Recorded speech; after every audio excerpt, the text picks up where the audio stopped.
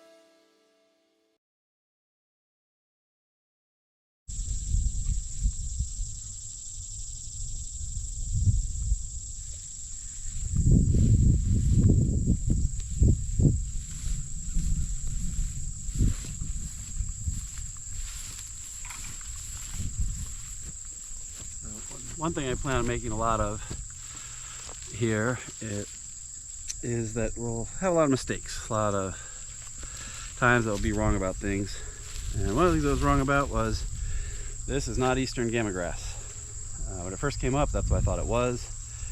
Then it got taller and taller, and mentioned it to one of the farmers down the road.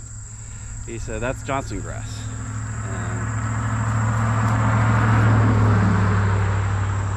While the cattle still graze it, it's the kind of thing that can be a little bit poisonous for cattle, I guess, if it's allowed to go all the way dry. It can kind of concentrate some things that are toxic. So not as thrilled about that. I thought we were having great grass growing, but yeah, that is what it is.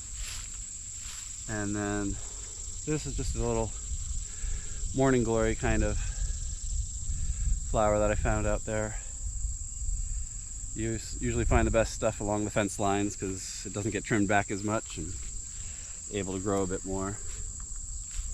So this is the kind of job that might have been easier if I came in here and weed whacked all this and trimmed it back and got it clear, but a lot of times I find I just need to dive in and do something. If it's a little harder here, I probably would have spent a whole day trimming all the way up this line or something, and then I'll just make the job a little easier. And so you have to make those trade-offs, figure out what's the most efficient way of doing things and just getting something actually done.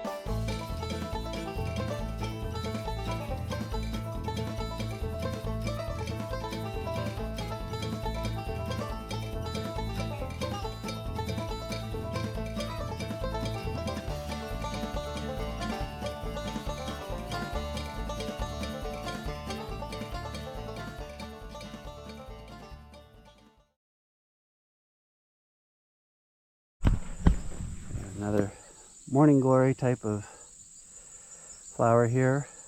Beautiful purple center and milky white petals. Here. The name on this one's escaping me right now. I remember what it is later, I'm sure. But this opens up a little bit wider, and it's a vine that just grows in this section of the fields, and really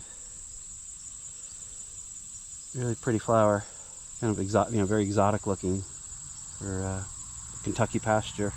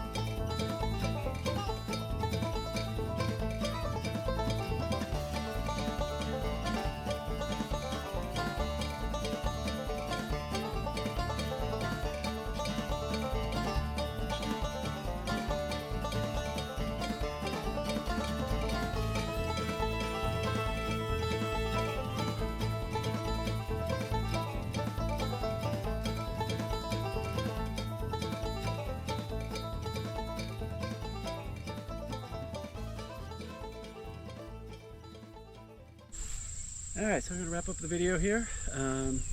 Got a bunch of barbed wire rolled up.